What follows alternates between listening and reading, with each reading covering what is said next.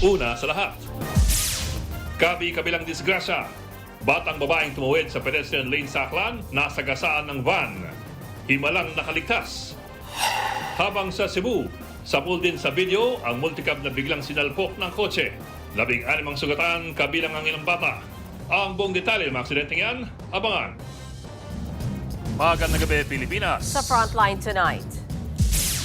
Magmamahal na nga ang presyo ng petrolyo, meron pa mga gasolinahan na nandaraya at nagtaas agad.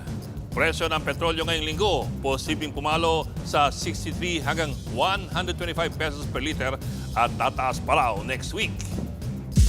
Vice President Sara Duterte binueltahan ng palasyo tungkol sa issue ng repatriation sa gitna ng sigalot sa Middle East. Palitan ng piso kontra dolyar, sumadsad na naman sa pinakamababang record sa gitna ng krisis sa Middle East. Bahay ng singer at bilyonaryang si Rihanna walang habas sa pinagbabaril sa Amerika. At sa showbiz, cast ng One Piece, ano kayang nafe-feel na ginagamit sila sa ilang protesta?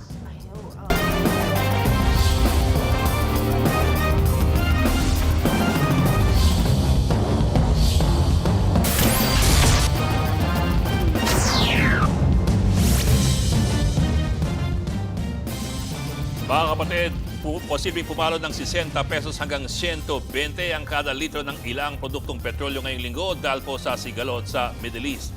Yan raw ang pinakamalaking oil price hike sa mga nagdaang taon. Ang Senado at Kamara naman pipilitin daw na maipasa ang panukalang bigyan ng emergency powers si Pangulong Bongbong Marcos para tapyasan ang buwis sa krudo. Narito ang aking report.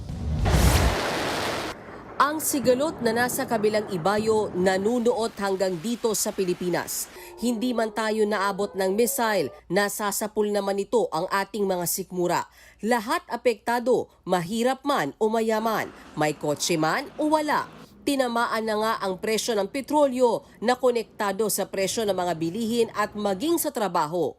Ngayong linggo, inaasahang papalo sa 17 pesos and 50 centavos hanggang 24 pesos and 25 centavos ang dagdag sa kada litro ng diesel. 7 hanggang 13 pesos naman sa gasolina, habang 32 pesos hanggang halos 39 pesos sa kerosene. Sa unang bugso ng big time price increase bukas, naglalaro sa 85 centavos hanggang 21 pesos ang dagdag. Uutay-utayin naman ang taas presyo depende sa oil companies. Pagkatapos ng linggong ito, ganito ang posibleng maging presyo ng petrolyo. Ang diesel hanggang 87 pesos kada litro. Gasolina hanggang 73 pesos, habang ang kerosene baka umabot na sa 125 pesos per liter. Pinakamalaking taas presyo na ito ng petrolyo sa mga nagdaang taon ayon sa Department of Energy. Diretso sa bulsa ang tama matapos isara ng Iran ang Strait of Hormuz na isa sa mga pangunahing daanan ng mga oil tanker na nagde-deliver ng langis. Halos buong araw nang nakapila sa mga gasolinahan ang mga motoristang nagpapa-full tank. Anticipate ko lang talagang tataas siya. Kaya nagtsaga na ako sa pila. Target ng Kamara na mabigyan ng emergency power si Pangulong Bongbong Marcos para masuspindi niya ang excise tax sa petrolyo. Sa Miyerkules, balak ipasa ng Kamara ang panukalang ito. Kapag lumusot yan, 6 pesos hanggang 10 pesos ang mababawas sa kada litro ng petrolyo. Para sa ilang senador, malaking tulong ang pagtapya sa fuel excise tax. Kaya pipilitin daw nila itong maipasa. It will have to go to the three readings.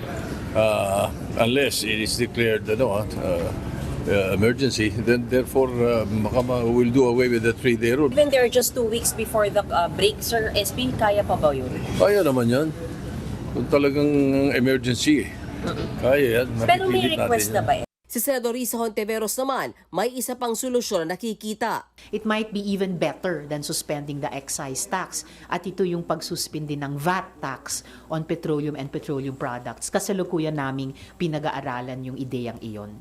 Bukod sa pagsuspindi ng excise tax, kasado na rin ang ipamimigay na fuel subsidy ng Department of Transportation.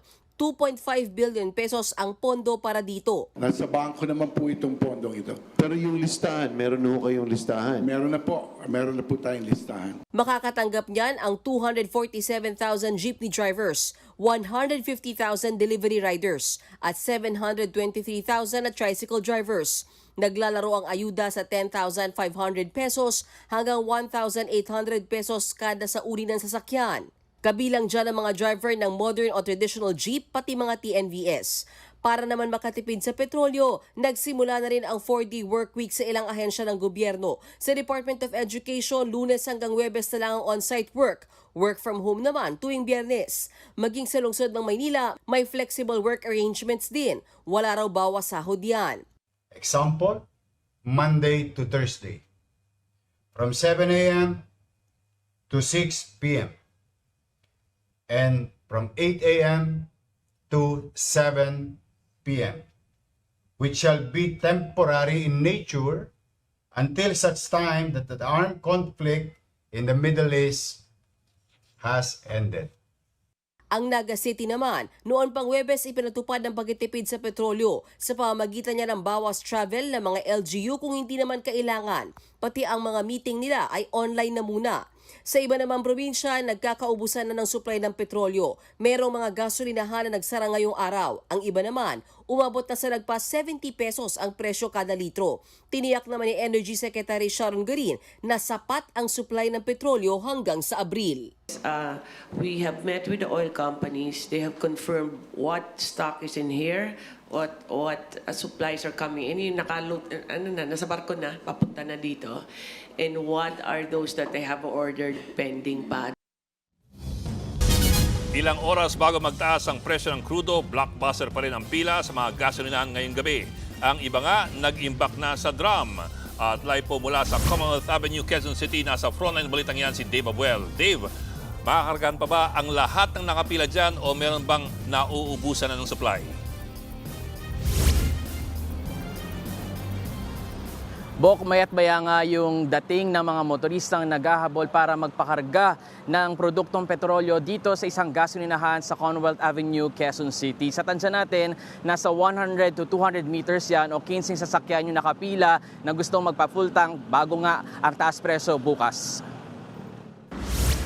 Parang walang katapusan ang pila ng mga motorista sa gasolinahang ito sa Commonwealth Avenue, Quezon City ngayong araw.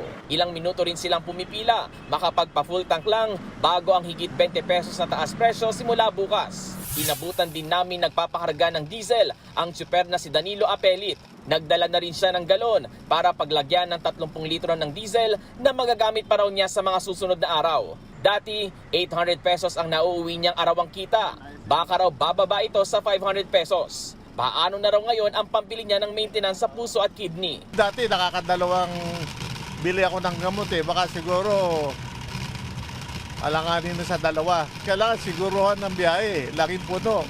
Pagka walang laman, talo. Mga 10 lang pa sa aero mo, talo ka na Kailangan mga 15 pataas.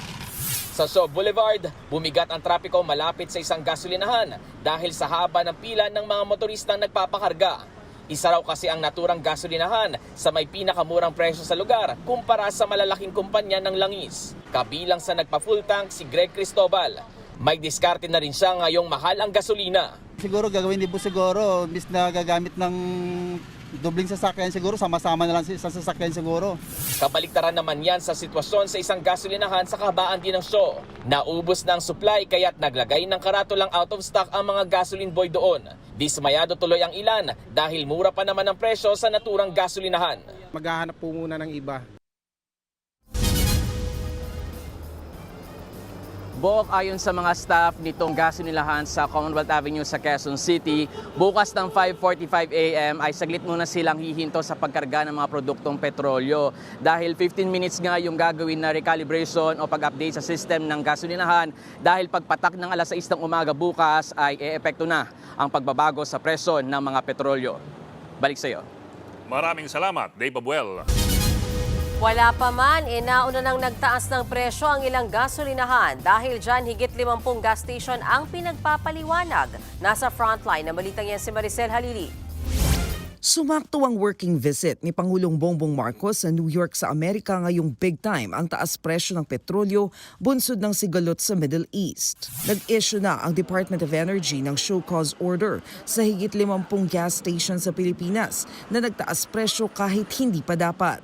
Para po makita natin kung sila ba ay lumabag sa panawagan na huwag magtaas ng presyo ng gasolina. Kasi kapag po napakita rito na sila po ay may mga fraudulent acts, maaari po silang makansela ng permit. Ayon sa Malacanang, tamang-tama ang pagbisitang ito ni Pangulong Marcos sa United Nations at ipaalam ang posisyon ng Pilipinas sa nangyayaring gulo. Lalo't maraming OFW ang naiipit sa gitna ng mga nagliliparang missile. Pagkakataon na rin ito para ikampanya na ibigay sa Pilipinas ang non-permanent seat sa UN Security Council. Obviously, because of what we face right now in the West Philippine Sea, having a seat at the Security Council is going to be a major impact for us, since, as we all know, the United Nations is an important body, and it is the one that has decided on our arbitration award.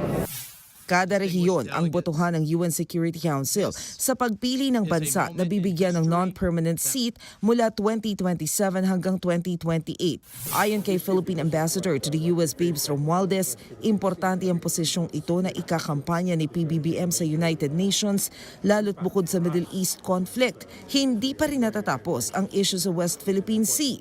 Mas magkakaboses ang Pilipinas sa issue pang seguridad kung mapapabilang tayo sa 10 bansang may non-permanent seat. Kalaban ng Pilipinas sa pwesto ang Kyrgyzstan para sa Asia-Pacific region. Si Senador Rodante Marcoleta naman, kinwestiyon kung anong mapapala ng Pilipinas sa posisyong ito. Sagot ng Malacanang. Yun lang po kasi ang hindi nagiging maganda sa iba nating mga kababayan. Instead na maging positibo, mas nagiging negatibo po. Mas nadidinig pa ang pagbagsak sa integridad ng Pilipinas, parang talangka. Ang pagiging miyembro po bilang sa isang non-permanent seat sa UN Security Council, ito po ay makapagbibigay ng boses sa Pilipinas sa usaping pandaigdigang kapayapaan at seguridad. Nagbabalita mula sa Frontline, Maricel Halili, News 5. Lahat po tayo nangingilo dun sa itataas ng presyo ng gasolina at diesel ngayong linggo. Ang pinakamataas ay ang Shell, higit 24 pesos kada litro ng diesel, halos 9 pesos naman para sa gasolina. Mababa lang bahagya ang sa Petron at sa Chevron. I-stagger yan sa loob ng 3 araw para hindi raw masyadong masakit. Pero masakit pa rin. Pero ito po, baka hindi naintindihan ng maraming tao ay maaring mas malaki pa ang sipa ng presyo ng petrolyo sa darating naman na linggo. Ang mga presyo ngayong linggo kasi ay base po sa average na presyo ng langis na binebenta sa Singapore noong nakaraang linggo. Yan po ang Mean of Platts Singapore or MOPS. Yan po ang benchmark o yung batayan ng presyo ng maraming bansa sa Asia, kaya dyan po tayo nakigaya. Ano po ba ang ating sistema? Inoobserbahan po natin ang presyo ng langis sa MOPS mula po Lunes hanggang Biyernes noong nakarang linggo. At yung average ng 5 araw na yan, Lunes hanggang Biyernes, yan po ang ginagawang batayan ng mga local oil companies para sa mga presyo nila sa paparating na Martes. So for example po, ang average MOPS price ng March 2 hanggang March 6, Monday to Friday, yan po ang presyo natin ngayong March 10, bukas po. Ibig sabihin, ang presyo ngayong linggo sa Pilipinas nakabase po sa presyo ng benta ng langis noong buong linggo na nakaraan doon po sa Singapore. At refined oil products na po yan, ibig sabihin, krudo na galing halimbawa sa gitnang silangan na dinaan na sa refinery dito sa Asia at bibili na lang natin bilang gasolina, diesel or kerosene. So ibig sabihin po, medyo merong talagang delay ang pag-akyat ng presyo natin sa Pilipinas. Pero ito po ang problema. Kung umaaray na tayo ngayong linggo dahil po sa domestic oil prices, abay ngayon pa lamang talaga matindi ang palo ng presyo ng world oil prices dahil po sa giyera sa gitnang silangan. Ang presyo halimbawa ng Brent crude oil na ating binibili ay naglaro lamang sa $80 kada bariles noong nakaraang linggo. Yan po, kita nyo sa graph. Pero ngayong araw po, Lunes, March 9. Nag-iba siya. Nung Lunes, March 9, tingnan niyo po ang presyo. Mula $70 at $80 per barrel last week, umabot na po siya sa $110 per barrel ngayong araw na ito. So 30 hanggang $40 ang tinaas ng presyo kada bariles mula po last week. At ang sabi nga natin po kanina, ang pinaka-epekto niyan ay mararamdaman naman pa lamang sa mga gas stations natin doon po sa darating na linggo.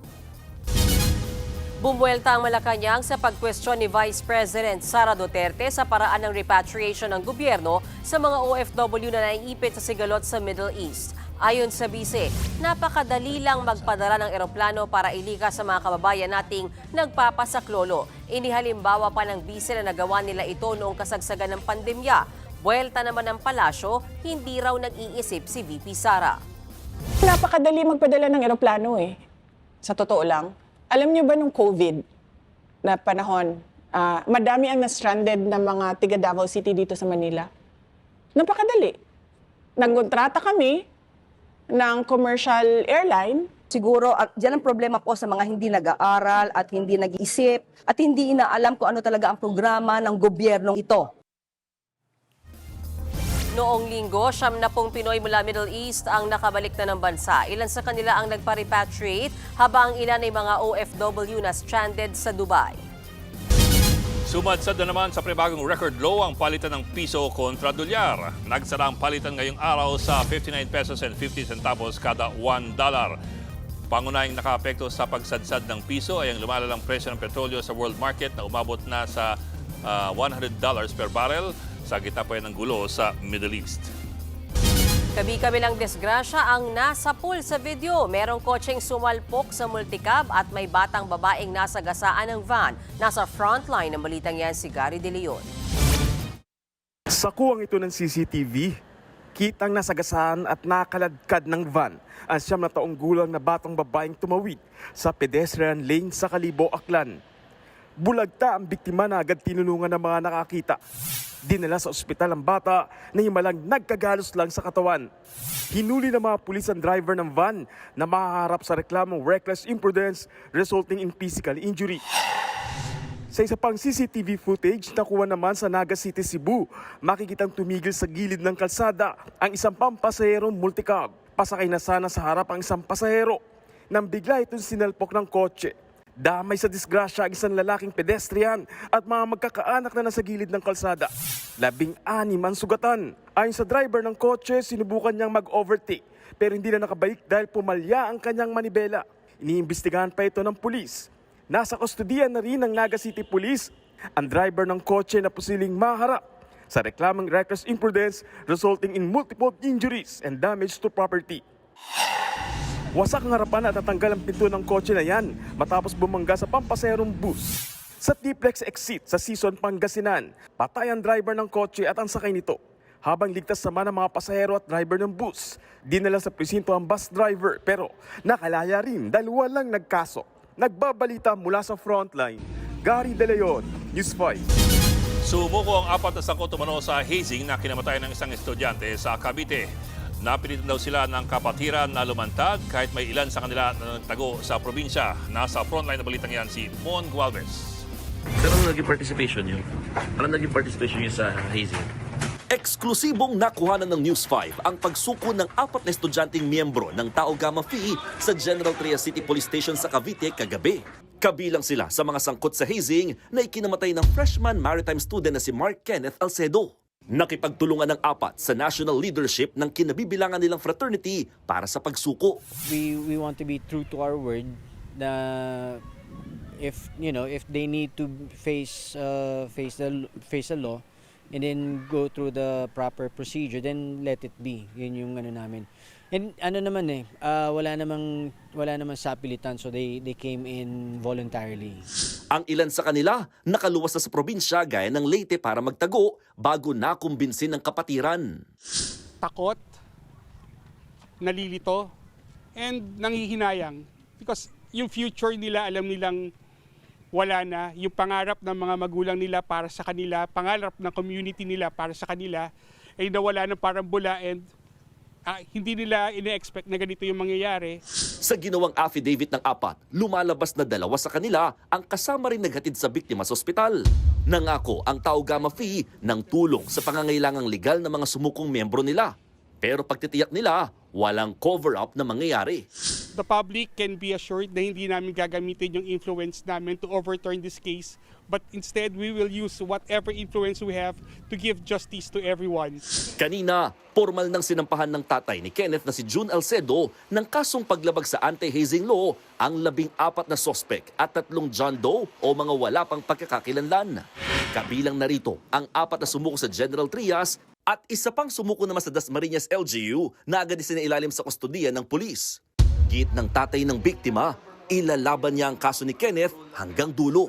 Kahit bigyan nila ako ng maraming pera, hindi ko tatanggapin. Ang hanap ko ay katarungan o hostisya ng aking anak. Nauna nang nasampahan ng kaso ang unang sumuko sa krimen na nagsilbing driver ng dalhin sa ospital si Kenneth. Bukod sa isinampang kaso ng tatay ng biktima, naghain din ng parehong reklamo yung 2 neophytes na sumailalim din sa initiation rites laban sa 18 sangkot sa nangyaring hazing. Humarap sa News 5 ang 2 neophyte na kasama ni Kenneth.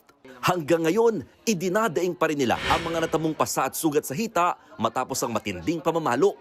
Pero hindi lang daw itong ginawa sa kanila. Sorry ko lang. So lahat sila namalo sa inyo? Yung pagkatapos po namin ng pagpalo po. Anong ginawa? Bago kami matapos nun, last naming pinagsusuntok po kami. Sinigundahan din ng 2 ang pahayag ng isa sa mga sospek na isinailalim pa raw sa CPR si Kenneth nang mawalan ito ng malay, bagamat hindi nila ito nakita ng personal. Naririnig lang po namin. Nasa loob po kami ng bahay, tapos nasa sala lang po ata yun sila. Kinumpirma naman ng PNP na may mga surrender feelers ng iba pang mga sospek. Target nila, makuha rin ang isang testigong napadaan sa lugar kung saan ginawa ang hazing. According dito sa mga neophyte na nakasurvive is mayroon daw nanita sa kanila during initiation. Yung parang nadaanan sila ba na, anong ginagawa nyo dyan? So kung makausap namin sana yon ay malilinawan tayo na yung sa ginawa nila. Nagbabalita mula sa frontline, Mon Gualvez, News 5.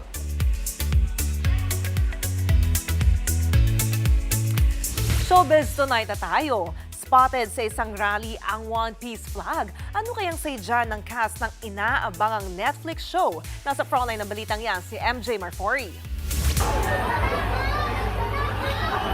Mula sa mga protesta sa Nepal, Indonesia, Mexico, EDSA hanggang Luneta. Ang watawat na ito na nga ang naging simbolo ng paglaban sa karapatan at paniniwala ng Gen Z o ang henerasyon ngayon.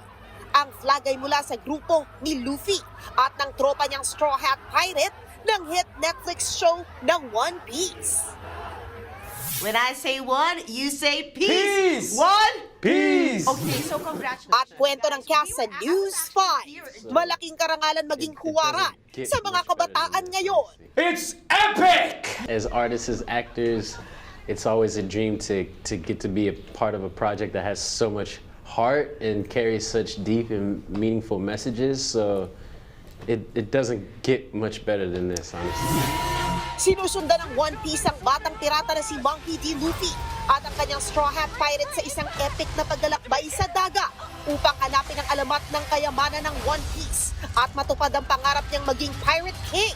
Sa second season, ipapakilala na rin ang Filipina cast si Julia Rewald bilang si Tashigi. Exciting! Showing na bukas ang One Piece Into the Grand Line Season 2 sa Netflix. Nagbabalita mula sa Frontline, MJ Marfori, News 5. Susunod, mga tinuturong espiya ng China sa Pilipinas nakikipag-usap daw sa pamamagitan ng online gaming app. Dating driver ni Rian Ramos sinampahan ng reklamong perjury ng beauty queen na si Michelle D. At ang bahay ng singer at negosyanteng si Rihanna, bakit pinagbabaril? Magbabalik pa ang Frontline tonight.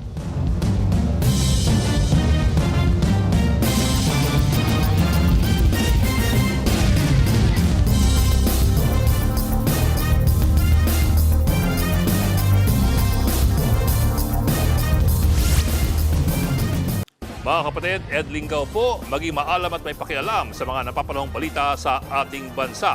Para sa mas malilimang pagtalakay at paghimay sa mga issue at headlines, mag-follow at mag-subscribe sa social media pages ng News 5.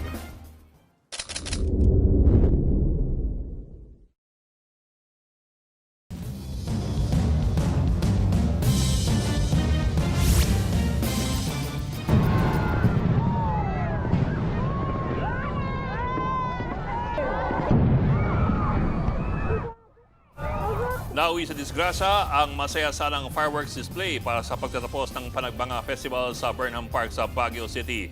Tinamaan ng fireworks sa mga nakaupong manonood.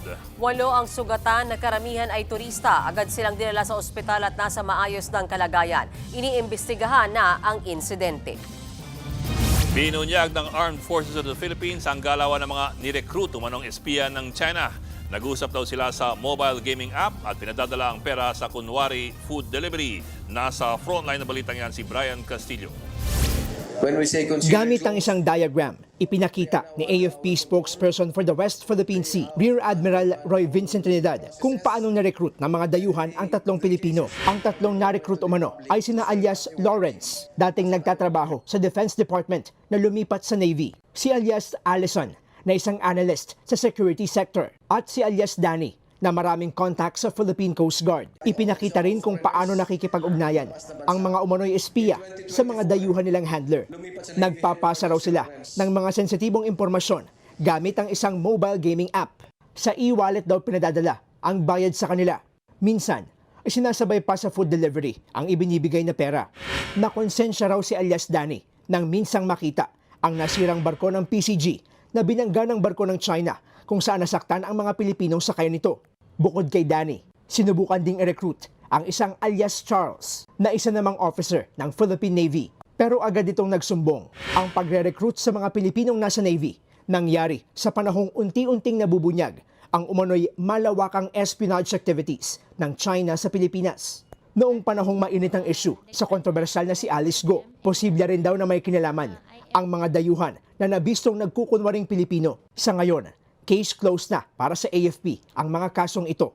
So if we start connecting the dots over the years, makikita natin merong trend, attempts to be able to infiltrate in a very subtle way to extract information from us. Information which could be derogatory or dangerous. It could endanger the lives ng ating mga kapwa Pilipino. Nauna nang itinanggi ni Chinese Embassy spokesperson Li Jinping ang alegasyon ng pang-iespiya. Wala raw itong matibay na ebidensya. Nagbabalita mula sa frontline. Brian Castillo, News 5. Nagsampa ng reklamong perjury si Michelle D. laban sa dating driver ni Rian Ramos na si alias Totoy. Kasabay nito, nagsumiti siya ng counter affidavit kaugnay sa mga reklamong illegal detention at physical injuries na isinampa laban sa kanya. Ayon sa kampo ni D, may napansin silang mga inconsistency sa mga sinumpaang salaysay ni alias Totoy.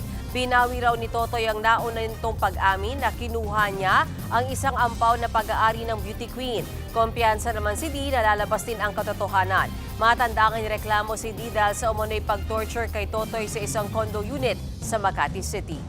So what we wanted is to shed light as well on the issue and as well as for the agents at the NBI to also be aware of the sworn statements that he submitted to the Office of the Prosecutors at Makati. So again, I'm very confident that when all of the truth comes out, it will be on our side. Susunod, bahay ng billionaire singer na si Rihanna pinagbabaril habang nasa loob siya. US President Donald Trump na bad trip sa pagpili ng Iran sa bago nilang Supreme Leader. Gusto niya raw kasing meron siyang papel sa pagpili. At aktres na si Andrea Del Rosario na operahan dahil sa fake eyelashes. Tutok lang mga kapatid dito sa Frontline Tonight.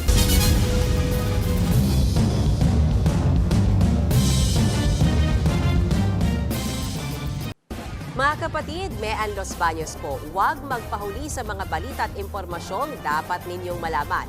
Para sa mas malawak na balitaan at diskusyon, mag-follow at mag-subscribe na sa social media pages ng News 5.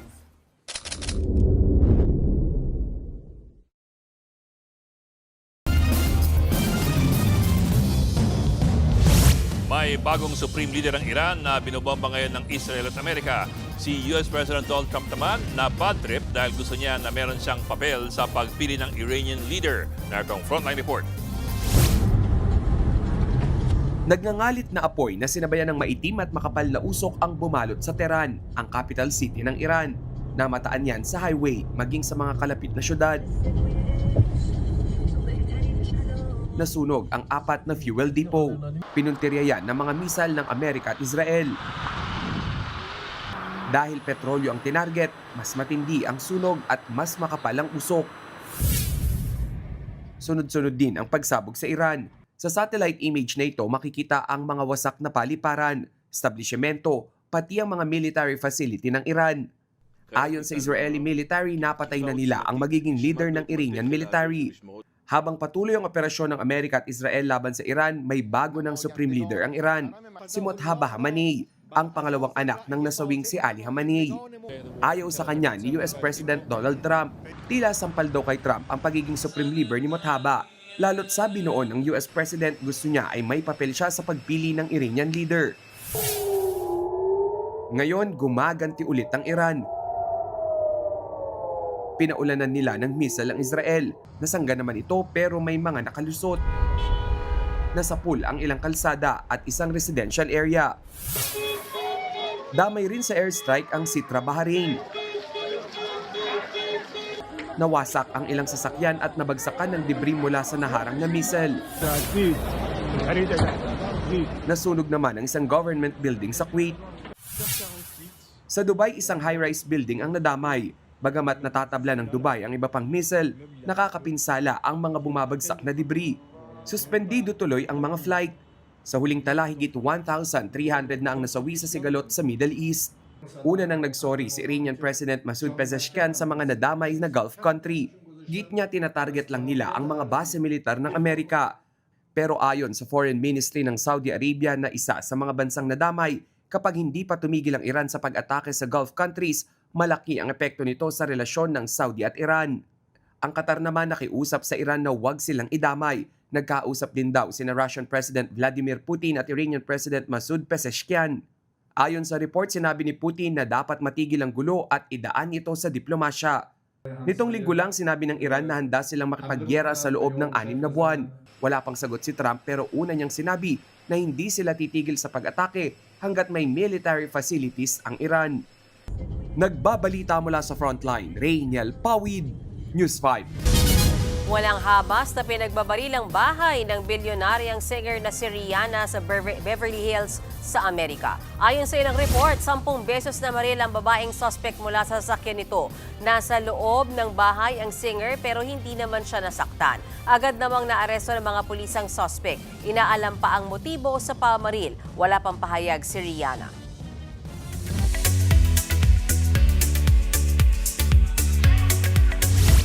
Naoperahan sa mata ang aktres na si Andrea Del Rosario. Ang dahilan, ang kanyang fake eyelashes at makeup. Sa kanyang Facebook post, nakabandage pa ang kanang mata ng aktres dahil sa minor surgery. Chika niya sa kanyang live, nagkakuliti siya dahil sa maling paggamit ng eyelashes at makeup.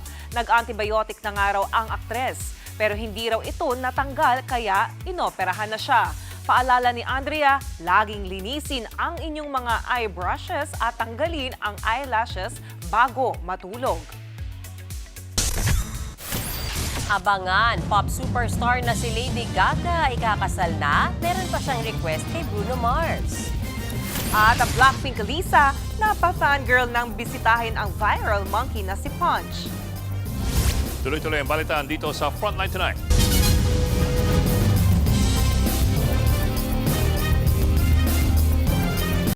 Mga kapatid, Johnny Alipon po, maging updated sa latest entertainment at lifestyle. Huwag magpahuli, mag-follow at mag-subscribe na sa social media pages ng News 5.